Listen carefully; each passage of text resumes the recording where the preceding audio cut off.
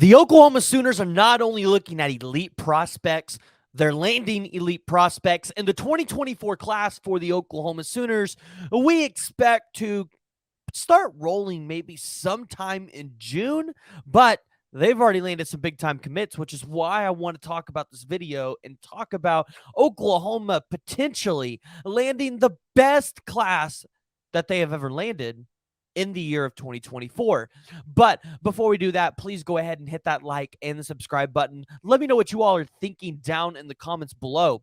Do you think the year of 2024 will be the Oklahoma Sooners' best class, or will 2023 still hold that title? So, kind of looking at the potential commitments for the University of Oklahoma coming up here in the next couple months, going into the summer, where you would expect the Oklahoma Sooners will start rolling like they did last year. Well, last year they landed a total of 26 commits for a 289.03 composite score with an average player rating of 91.47. And I look at this and go, how can Oklahoma get any better than that? Because a lot of people look at that class with five-star quarterback Jackson Arnold, five-star edge PJ Adebayor, and the five-star safety Peyton Bowen. And they go, well, how's it going to get much better than that for the Sooners? Well, on the defensive line in 2024, there are massive expectations for Todd Bates, Brent Venables, and the staff to be able to go out there and land some pretty top-tier guys. Now, most notably, that's going to be headlined by five-star defensive lineman Williams Nwaneri and five-star defensive lineman from David Stone. Now, David Stone from Oklahoma City, currently playing at IMG Academy. A lot of Oklahoma fans will, tell you Oklahoma's got to land this kid. Now, if they don't land them, as you've heard Brandon Drum and some of the other guys talk about, there are some underlying circumstances that would keep Stone from committing to OU. Now, don't know anything about that, so we're not going to talk about it. But Williams Nwaneri would be a ginormous win for the University of Oklahoma. A 6'5", 250-pound defensive lineman, a top 5 player in the country, number 4 in the composite, number 3 in the 247 rankings out of Lee Summit North, where in the last cycle, you landed the 4-star offensive tackle Caden Green, who, by the way, in the spring has been showing out. Yeah, Oklahoma would be doing just fine with just Williams Nwaneri.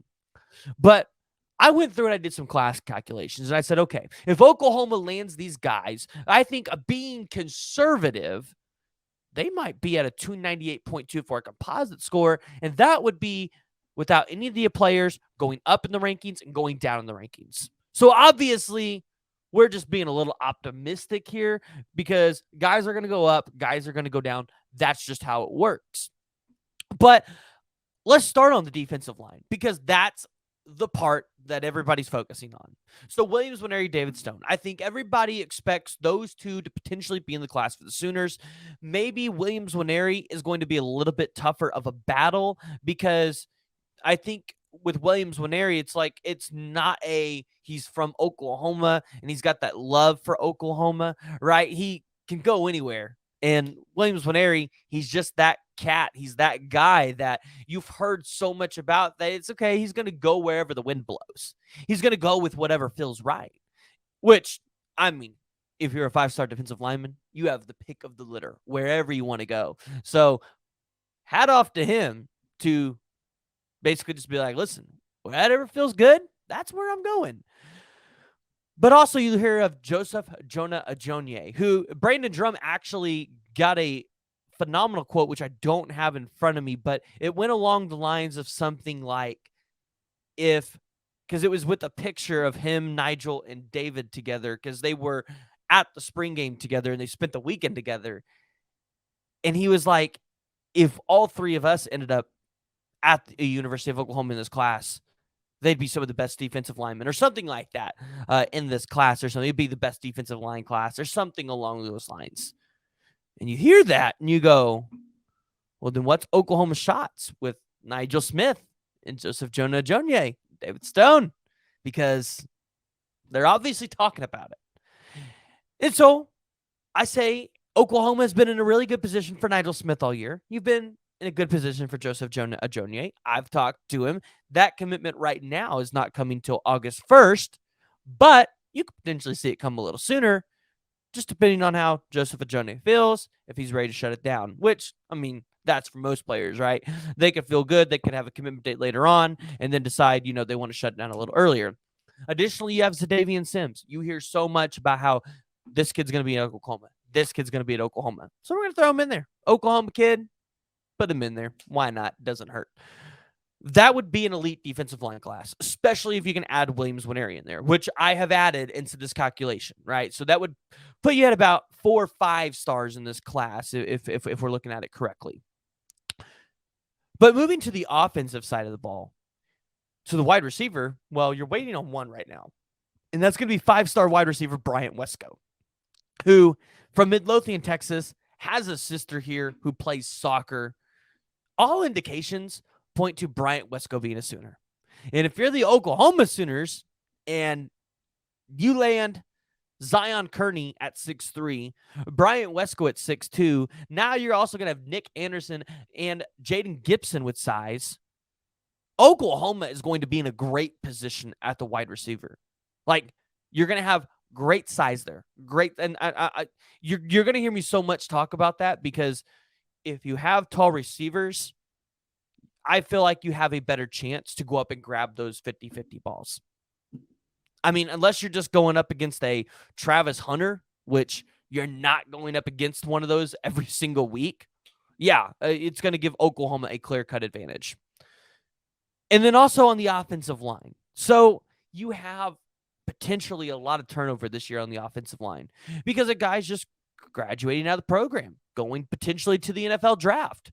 That is a real possibility for some of the guys on Oklahoma's offensive line. So you're going to have to replenish quite a few offensive linemen through the portal and through this recruiting class. Now, I might be a little optimistic in the amount of guys that I would take in this class, but I want to be a little more. I'd rather see Oklahoma build young on this offensive line here because we know how good Bill Bedenbaugh is at developing this talent. So you have Grant Bricks, the 6'5", 5.5", 280-pound offensive tackle. You have Casey Poe, the 6'5", 280-pound offensive lineman. You have Bennett Warren, the 6'7", 315-pound offensive tackle, who I just think is a dude in and of himself. You obviously have Isaiah Autry already committed in this class. You can get Caden Massey, Caden Massey, a 6'7", 270-pound offensive tackle as well. And Oklahoma is in prime position for several other offensive linemen, including one that already has an official visit set up on June 10th, Marcus Easley. Now, I don't really know anything about the Marcus Easley recruitment. I haven't talked to him. I haven't talked to anybody that knows anything about this. So I didn't include him here. But, it gets in here for an official visit. Obviously, Oklahoma is a contender there at some level. And Oklahoma is a contender for other offensive linemen. If you go look at their offer sheet, it's pretty extensive. I think Weston Davis is another guy that I would believe Oklahoma could have a really good shot with. But I was trying to not be, I guess, too out there with adding all these offensive line to our class. So it could be a little bit bigger. It could be a little bit less. Oklahoma's in a good position for a lot of those. And, well, point being, Wanye Morris and Anton Harrison both just got drafted into the NFL. Anton Harrison being a first-round draft pick on the offensive line. So take that for what it's worth.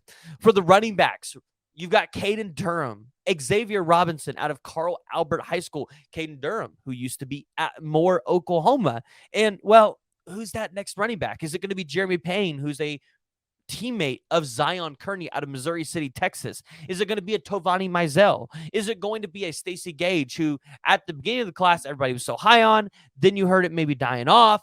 What's that look like? Because Stacey Gage, and the kid from Oklahoma, could be a take. But I've got Caden Durham. I've got Xavier Robinson, who I believe is going to play more of the H-back, maybe even a little bit of a tight end role, kind of like what you saw with Jeremiah Hall, Demetri Flowers, those kind of guys. And then you'll also have, I just put in Jeremy Payne because, listen, if you got a teammate of somebody else committed to your class, maybe it's a little bit easier to get somebody else convinced to go ahead and come here, especially when you're already in a good position. And that's exactly what DeMarco Murray has put himself in with these running backs, in a good position. But it's also important to note that DeMarco Murray already has an official visit set up with a borderline 5-star running back in Taylor Tatum. Now, I do want to point this out. On3 has Taylor Tatum set up for an official visit on June 9th, and I believe I am looking up Tatum on 247. I believe he's projected to an official visit for Oklahoma. Let's look a little bit later. Yeah, so 247 has him on June 16th. So there is a discrepancy between the two sites. Usually I like to have those line up a little bit. They don't, but yeah, we'll have to keep an eye on that one to see when he actually attends on campus for an official visit. But Oklahoma get an official visit there from the number 42 ranked running back in the country. Number 33 in terms of the 247 composite, 49 in terms of the 247 rankings. So Taylor Tatum, a guy that is currently crystal balled by Mike Roach to end up at Michigan, coming to Oklahoma, that could be a take. I just haven't heard a whole lot there. I don't know I don't know Taylor Tatum, so I'm not going to include him in this class. Things could change, though. Looking at the linebacker position, this is one that I think a lot of Oklahoma Sooner fans have their eyes glued to. Sammy Brown. Can the Oklahoma Sooners go out there and land the best linebacker in the country, which, hey, Venables has a knack for doing? And, I mean, it's warranted because Venables develops the linebackers really well. Now, you got Brent Venables and Ted Roof on the job here. Sammy Brown, a number 12 overall player in the 247 composite, the number 5 overall player in just the 247 rankings out of Jefferson, Georgia. This one is significant because if you're the Oklahoma Sooners and you go out there and you land a guy like Sammy Brown out of the state of Georgia from the Georgia Bulldogs' grasps, yeah, that's going to be huge. Now, if you've listened to the show, I don't believe Georgia's the take here. I thought Sammy Brown ends up at Clemson with Wes Goodwin over Georgia and Glenn Schumann. That's just me because I look at the unofficial visits. He's literally right down the road from Georgia. So yeah, I would expect Georgia to have a higher number of visits. If they didn't, I would be a little concerned. So I look at Clemson. I say, okay, he's not right down the road from Clemson. You just drive a little bit. So I look at their unofficial visits and I go, okay, let's look at it there.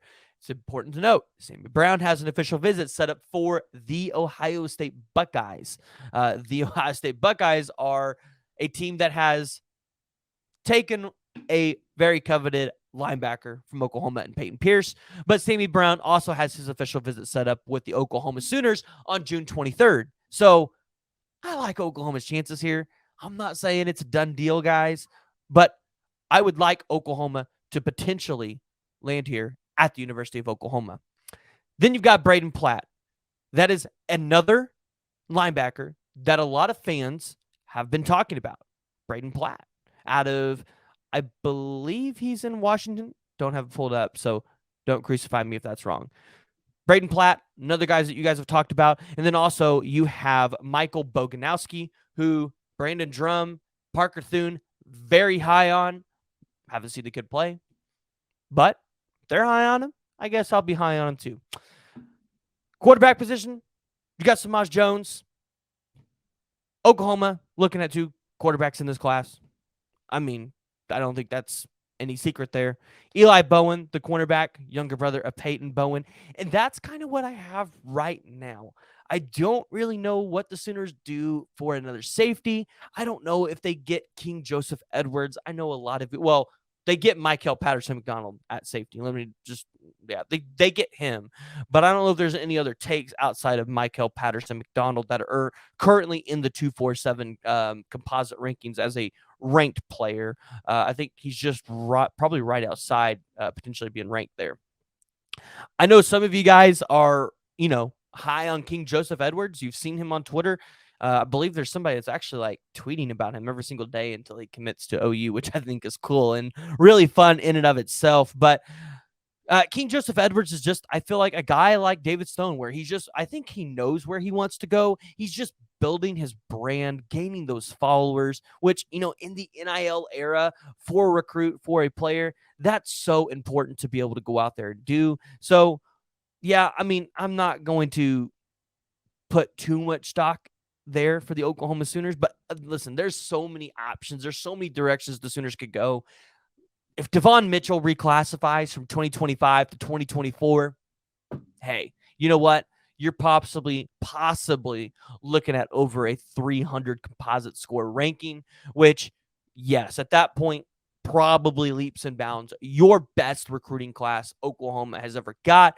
But currently, as it sits right now, I'd want to hear from you guys from the prediction of what the Oklahoma Sooners could land. Can the 2024 class be the Sooners' best recruiting class ever? If you guys haven't already, go ahead, hit that like, hit the subscribe button, jump down in the comments below. Let me know what y'all's thoughts are. Do you agree with me on who the Oklahoma Sooners potentially land? And then, like I said, tell me, do you think this will be the Oklahoma Sooners' best recruiting class?